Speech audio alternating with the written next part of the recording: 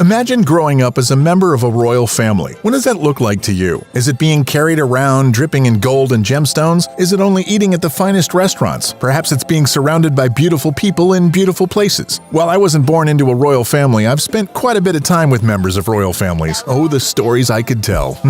But I won't. However, one thing I can tell you is that all of these families love yachting. Some might even say their love borders on obsession. After all, what's the point of having a crown if you can't watch it sparkle in the sunlight on a $1 million yacht every once in a while? Year after year, royals' yachts seem to get bigger, better, and more extravagant. With all those upgrades, the price tags of yachts have soared. One royal in particular has truly taken his admiration for yachting to the next level, with a price tag that's more than most people in the world will see in their entire lifetime. Today, we're going to take a deep dive into Sheikh Mohammed bin Rashid Al Maktoum's super yacht, Dubai. Make sure to stick around to see just how insane the cost of this super yacht is. So, who is Mohammed bin Rashid Al Maktoum? Well, from my perspective, he's quite an interesting gentleman, and his yacht is to die for. On many of my trips to Dubai, I've been fortunate enough to encounter him and share a meal and a laugh. Whether lounging in the sun, sharing drinks over a sky-high view of Dubai, or sailing into the Indian Ocean, he's a man who knows how to show a person a good time. And might I add, he does quite an impressive cannonball. He certainly put mine to shame on my last trip. I apologize, I got a bit ahead of myself there. Aside from being a friend of yours truly, Al Maktoum is a member of the royal family that's ruled over Dubai since 1833. The Al Maktoum family has also been one of the 6 ruling families of the United Arab Emirates for centuries. In case you haven't quite noticed, the politics of the UAE is a hair different than the US or the UK. Born into money and power, Sheikh Mohammed bin Rashid Al Maktoum was educated in Dubai and several prestigious schools in the UK. When he returned, he was head of the Dubai police force. Upon the United Arab Emirates formation in 1971, he went on to serve as its Minister of Defense, but his political career only went up from there. In 1995, he was appointed the Crown Prince of Dubai by his elder brother. Then in 2006, he was crowned ruler of Dubai and then the Prime Minister of the United Arab Emirates the very next day. I mean, talk about a promotion. Though he came from a royal family, Sheikh Mohammed didn't spend his time waiting for the family inheritance to come rolling in.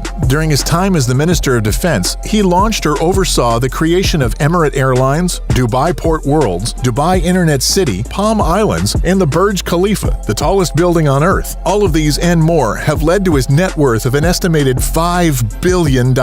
Not too shabby for starting some of the biggest companies in the world and being part of one of the longest ruling royal families. Sheikh Mohammed is perhaps best known for helping to make Dubai one of the most premier luxury destinations in the world. And if the unveiling of the $20 billion Burj Khalifa with 10,000 fireworks isn't a perfect display of his love for luxury, don't worry, there are plenty more to choose from. Perhaps his best display of luxury is one of his yachts, ironically named Dubai. Dubai is a sight to behold, and every moment I've personally spent on it has been absolute perfection. Nothing quite compares to sipping a cold drink in the harbor, watching the skyscrapers of its namesake twinkle in the night sky. Dubai was originally commissioned for Prince Jeffrey of Brunei. However, after he ran into financial trouble, the construction was sold to the city of Dubai, then completed and given to Sheikh Mohammed as his royal yacht in 2006. So, how much is a royal yacht worth? In the case of Dubai, a startling $400 million. I gotta say, if I'd known that the last time I was on it, I might have taken a few more pictures. But what exactly is on the boat that raises the price to that absurd amount? Well, though the Sheikh has been a little hush-hush about all the accoutrements of the yacht, I did manage to take a bit of knowledge away after visiting it. This yacht is one of the longest in the world, at a startling 532 feet. That's almost twice the height of Big Ben, or for you Americans, nearly twice the length of a football field. A yacht of this size has to have some serious firepower, or I suppose underwater power. 2 MTU 1163 diesel engines power the yacht. If you're not an engineer or a boat enthusiast, all you need to know is these engines are taller than a person and take up an entire room. These powerful engines allow the yacht to move at a comfortable 26 knots, the perfect speed for sailing around the Persian Gulf. The boat can accommodate up to 48 guests in 28 separate suites. Every suite has a television and its own balcony overlooking the ocean. Aside from the private owner's split-level quarters, there are also 5 VIP suites. If even the normal suites have balconies, it's hard to fathom what wonders lie in the VIP suites. Perhaps I'll be able to find out and report back after my next visit. In addition to the guest suites, there's also 44 cabins reserved for the crew aboard the ship, and a crew it requires indeed. Though the rooms are surely luxurious, Dubai makes it very clear what its priority is. Dozens of sunbathing decks shimmer on the surface of the boat. Who can blame them, really? With temperatures that average between 70 to 105 degrees Fahrenheit or 21 to 40 degrees Celsius year-round, it's no wonder they'd make outdoor space a priority on this ship. The Sheikh's family's well well known for posting pictures on the decks of the ship, so we can safely say they're getting a lot of use. If you grow tired of the sunbathing areas, there are a plethora of pools and jacuzzis to choose from. Each infinity edge pool is lined with handmade tiling, perhaps harkening back to the city of Dubai itself. The tiles are a vibrant array of blues and greens, which complement the orange sunbathing decks. In fact, the entire boat is an explosion of color. The massive dining room, with seating for more than 75 people, is an intentional mix of blues, reds, and lavish silvers. Each room is encircled with silver pillars styled to resemble the palm trees of Dubai. A 21-meter-wide atrium is one of my favorite features on the boat. Set above a silver spiral staircase, the atrium allows that beautiful Middle Eastern sunlight to filter into the room. Even more extravagant, the floor is lined with thousands of colorful tiles, which create a ship-shaped mosaic, if I do say so myself. Dubai also has its own private cinema, disco area, and gymnasium to accommodate whatever guests want to do for relaxation. There are also several massive lounge areas with plush couches, bars, and barbecues. While I was on board, I enjoyed most of my time kicked back in one of the private lounges. And my, it was lovely. If all these bells and whistles aren't enough to keep a guest or a royal on board, they have quite a few options for how they'd get off the ship. The ship houses a massive garage with enough room for several speedboats and jet skis, which the royal family is very fond of. But having just speedboats and jet skis would be a little too boring for the Sheikh and his family. There's a submarine on board that would come in handy if a quick escape was needed. On the top deck, a massive helipad is a centerpiece, because what kind of yacht owner doesn't have a few helicopters at their disposal? However, this helipad manages to be steps above your average helipad. Able to accommodate up to 9.5 tons, the helipad is a safe spot for the Sheikh's Blackhawk to land with ease. One might imagine the Sheikh would want to sail around the globe on this luxurious yacht, but he's revealed the ship's not to leave the harbor. Even docked in the harbor, I'd certainly want to hop on this ship again. And there you have it, Dubai in all its glory. I'm glad I could share this incredible $400 million